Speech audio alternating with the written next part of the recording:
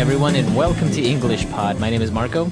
My name is Catherine, and today we have a special dialogue for you all about this important test that you need for going to graduate school. That's right. So today we're going to talk about the famous or very scary GMAT.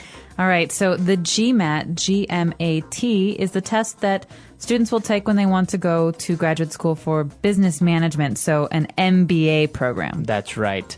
And it's pretty much a standard test that you have to take, as you say, to get into one of these programs.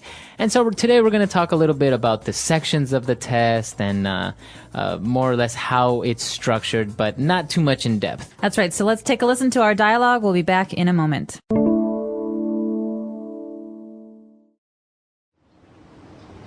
I can't seem to progress up the career ladder no matter how hard I try, and I have been here for 2 years already. Well, have you thought of getting an MBA? I heard it does wonders in getting you to the top. An MBA, hey? Well, my degree wasn't in business. The business schools won't be interested in me. Nonsense.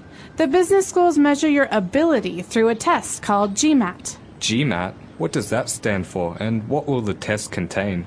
Graduate Management Admission Test. It contains 3 parts: analytical writing assessment, the quantitative section, and the verbal section. Not only does the test score you on the number of questions answered, but also on the difficulty. Okay, this sounds a little tough. How am I supposed to practice for this? Up to you. You could have a one-on-one session with a tutor or group sessions. You can also use free or private computer software. Going to church might help as well.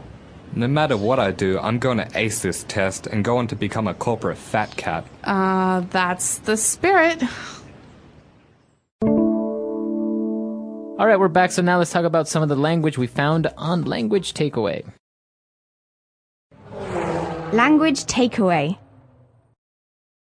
All right, so there's a lot of great stuff here. The first one we've got is actually more about a job than school. This is the career ladder. That's right. Ash is complaining how he can't seem to make any progress in the career ladder. So what is a career ladder? Well, we know what a ladder is. A ladder is a tool that you use to climb from a low place to a high place. Mm-hmm. So, for example, if you want to go on the roof of your house, you have to use a ladder. Mm-hmm. A career ladder it's like an analogy. You know, when you start a career, you start at the bottom and you climb up to the top. So going from the bottom to maybe the president of an organization. So that's called a career ladder. Yeah, climbing from the bottom of a career area, like, for example, being the mailman at an office building to being the president of that office. Okay.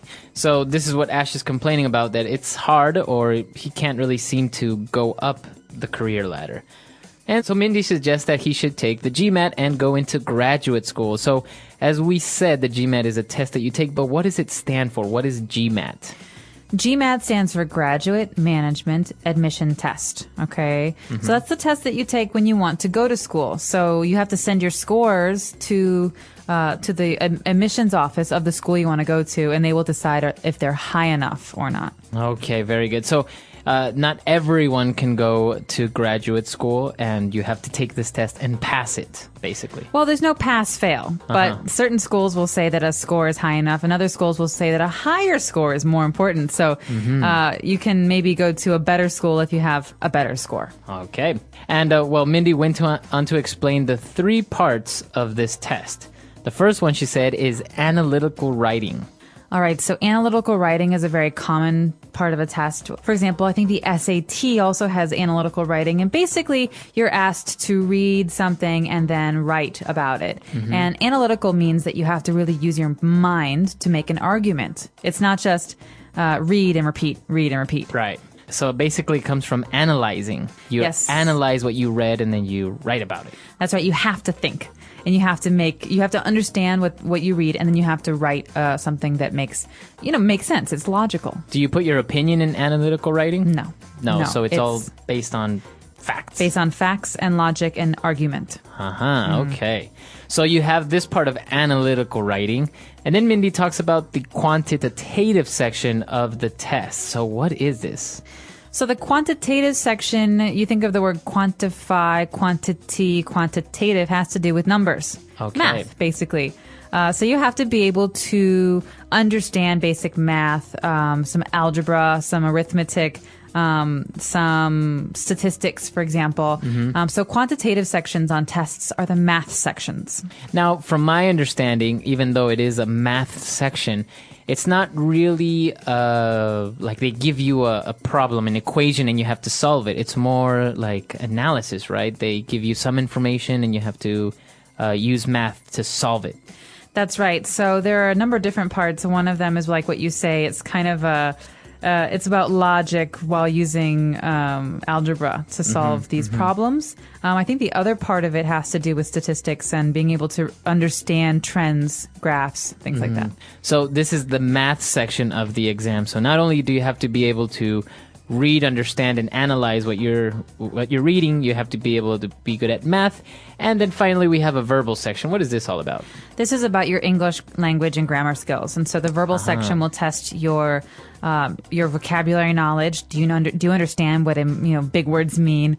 Also will test your ability to read passages and analyze them. So I guess this part is one of the most important parts for foreign students who obviously don't speak English as their first language. That this makes sure that you have a good enough English level to be able to take a graduate program in English, right? Part of it's that there's a special test that will test your English abilities, but this is absolutely an important part for a non-native English speaker on the GMAT. You have to, it's hard for English speakers who are born speaking English, Really? natives English speakers, yeah. So it's something that really you should devote your time to if you are a non-native English speaker, because there will be some very challenging words there. Okay, so those are the 3 sections of the GMAT. And so to finish off language takeaway, Ash said that he's going to take this test because he wants to become a corporate fat cat. All right. Now, this is an interesting term. This is not something we talk about in the office. This is something we talk about with friends. So corporate fat cat, you think corporation, this has to do with business. So basically, we're talking about very important businessmen. But fat cat's not a good thing, right? No, it's not really. You refer to a fat cat, a corporate fat cat, is a businessman who you consider to have a lot of money, but obviously you make the analogy that they're fat because they have so much money, and it's kind of a way of saying that businessmen are not corporate fat cats are not the best people around. No, you're basically saying that these guys, these men on top, they're rich, but they're kind of lazy. And so he wants to be a corporate fat cat. He wants to be very rich and powerful and not have to work so hard.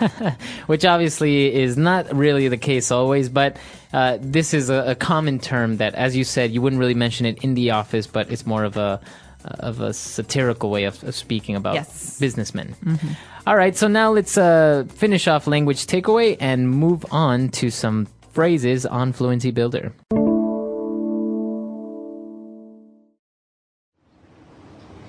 I can't seem to progress up the career ladder no matter how hard I try, and I have been here for 2 years already.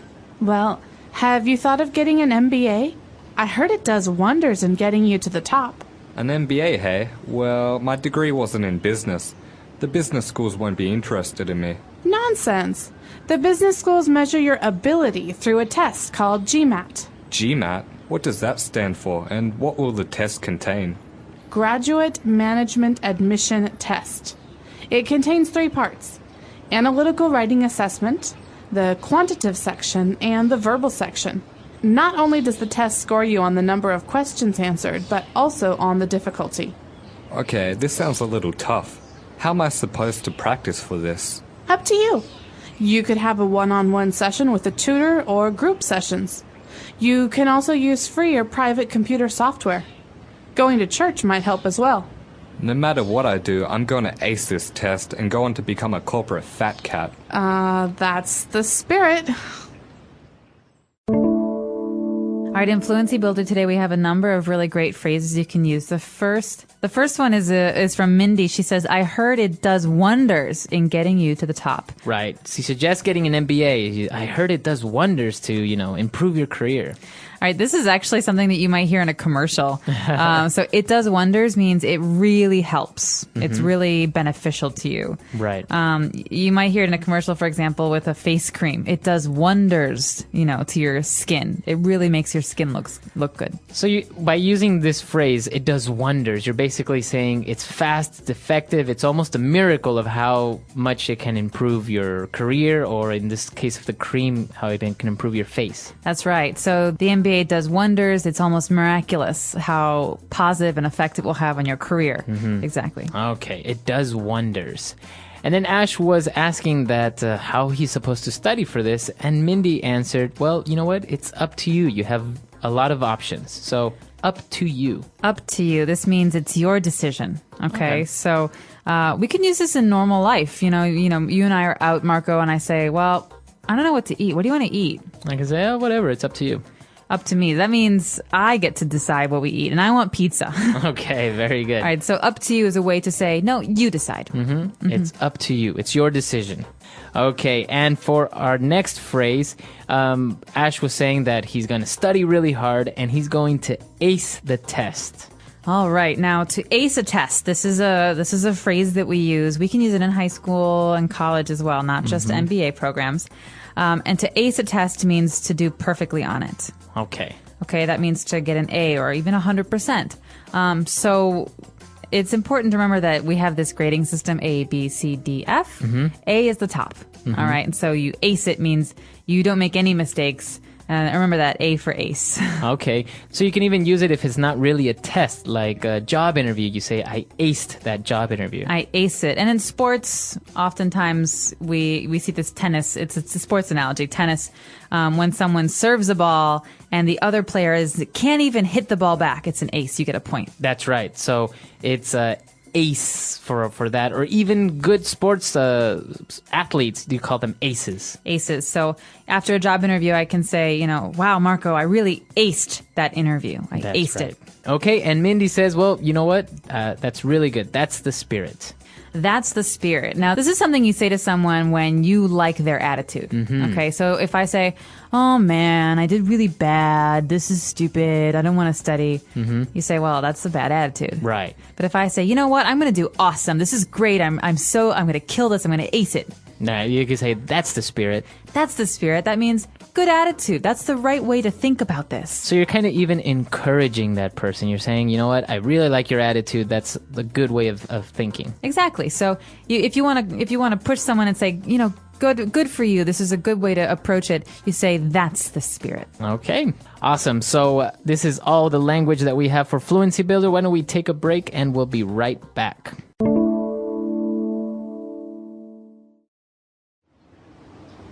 I can't seem to progress up the career ladder no matter how hard I try, and I have been here for 2 years already.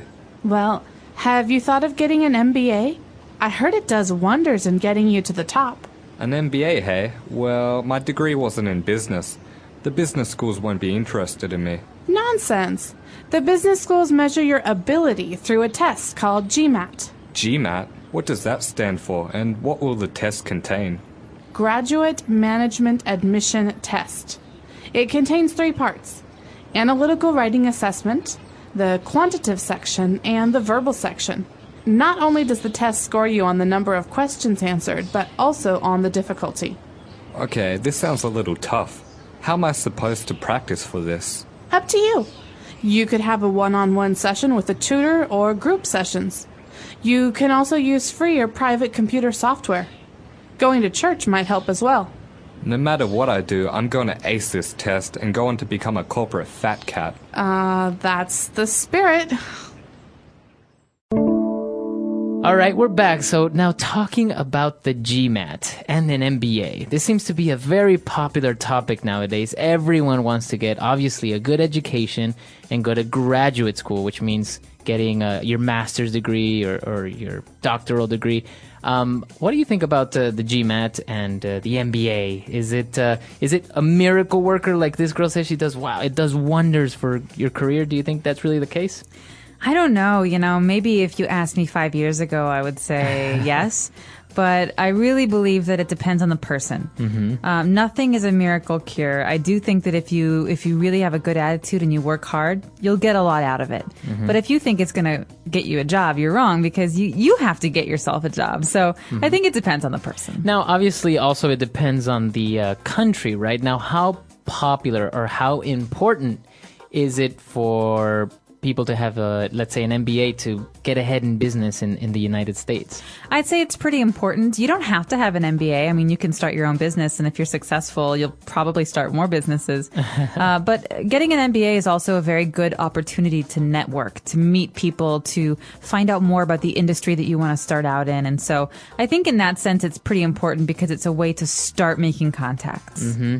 Yeah, you definitely meet a lot of people with work experience from different backgrounds, international students. So it's obviously a great thing. But obviously, to be able to do one of these programs, like get an MBA, you have to take these tests, which I understand are very, very difficult. They are very difficult, and it can be very expensive. I mean, graduate school itself is $200,000. And then to prepare for the tests, you could spend another $1,000 just getting classes or tutoring. So I do think that it can be a lot of money up front, but there are places that you can go to study, and you could even study on your own using your computer. So yeah, exactly. I think this is a very interesting topic because in many different cultures, in many different places, education or, for example, higher learning, like getting an MBA, has different levels of importance. Like in Europe, a lot of Europeans maybe don't really even pay too much attention to getting an MBA. Whereas in other countries, they might really emphasize, like, you have to have an MBA. It's really good. It's going to be good for your career. So it's very interesting to see how in different places they handle it. It is interesting. And I'm actually very curious to hear from our users. Have you ever thought about getting an MBA? Are MBAs important to do business in your country? Let us know. Our website is englishpod.com. All right. We'll see you guys there. Bye. Bye.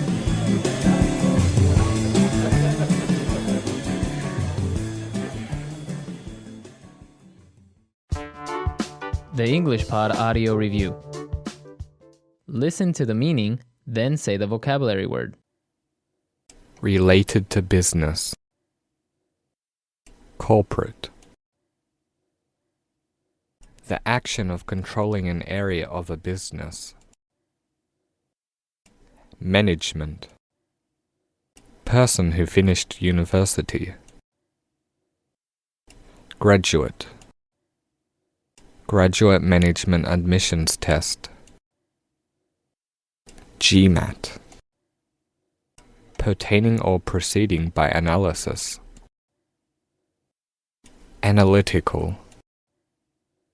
Type of information based in quantities. Consisting of or in the form of words. Verbal.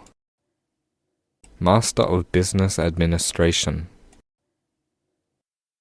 MBA. A wealthy and privileged person. Fat cat. Let's try that faster. Graduate Management Admissions Test.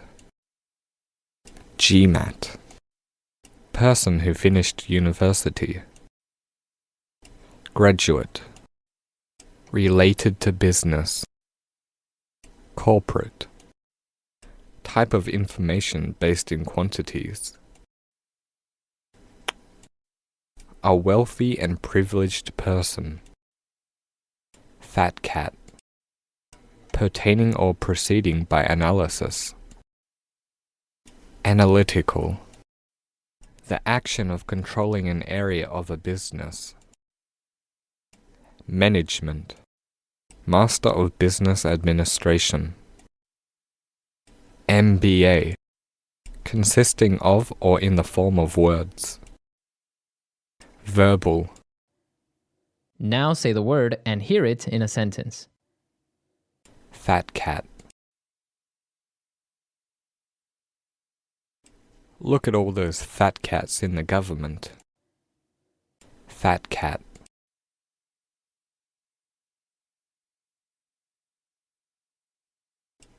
I bet they only got into university because of their fat cat parents. Fat cat.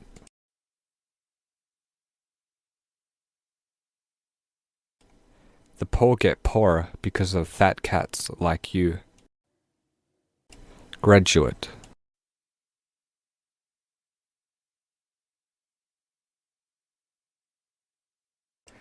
Now that I've finished my undergraduate degree, I think I might do postgraduate studies. Graduate.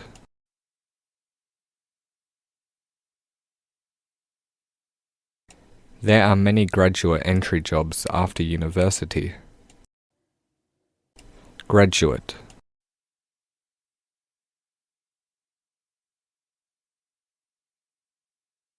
Though graduates may look good on paper, they don't have much real-world experience. Management.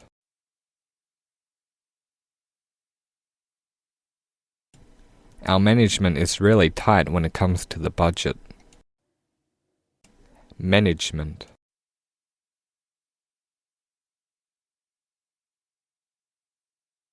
Management has decided to lay off some staff in order to cut down costs. Management.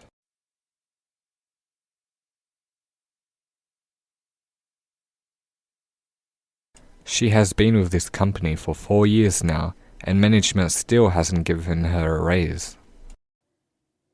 Verbal. He gave the verbal command to shoot the prisoner. Verbal.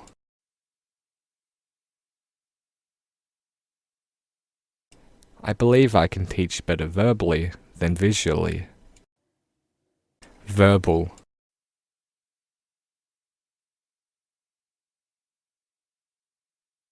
Although he saw the visual command, he was still waiting for a verbal order. Corporate.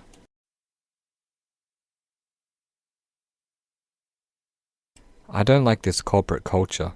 It's always about money. Corporate. These corporate guys think they're so good. Corporate.